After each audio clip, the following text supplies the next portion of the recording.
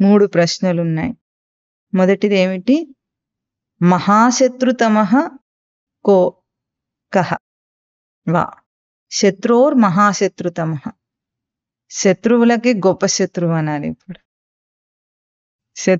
శత్రు పదానికి superlative degree పెట్టారు ఇక్కడ శంకరులు. మహాశత్రుతముడట. ఒకటేమో మహా అన్న విశేషణము, శత్రుతమః. తమః అంటే సూపర్లేటివ్ డిగ్రీలో చెప్తున్నారు. శత్రువులకు మహా గొప్ప శత్రువు ఎవరు అట. శత్రువు కూడా గొప్పవాడు ఇప్పుడు. ఏం చెప్తున్నారు? కామః స కోప అనృత లోభ తృష్ణః. కామము, దాన్ని అనుసరించి కోపము, అనృతము, అనృతం అంటే అబద్ధము, లోభము, తృష్ణ, ఇవన్నీ మహాశత్రువులట. విషయైః న పూర్యతే కః. విషయముల చేత ఏది పూరింపబడదు అంటే సహ ఏవ.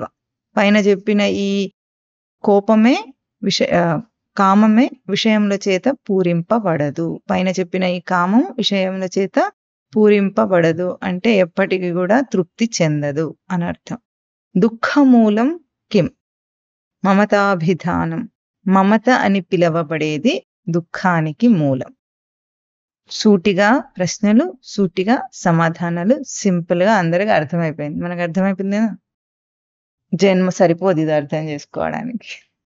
ఎందుకంటే పదాలు అర్థమవుతాయి బుర్రకు. పదాలు అర్థమైతే సరిపోదు. భావము జీర్ణం అవ్వాలి ముందు.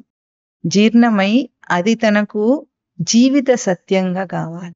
ప్రతి తత్వాంశం కూడా, తత్వం అంటే సత్యం ఏదైతే మనం శ్రవణం చేస్తామో, వింటుంటామో, దాన్ని మన జీవితంలో అన్వయించుకొని జీవిత సత్యంగా దాన్ని జీవించాలి.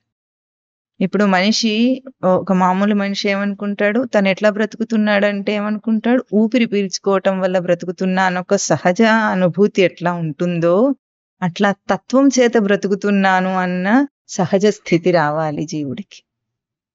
ఆ స్థితి పూర్ణత్వం.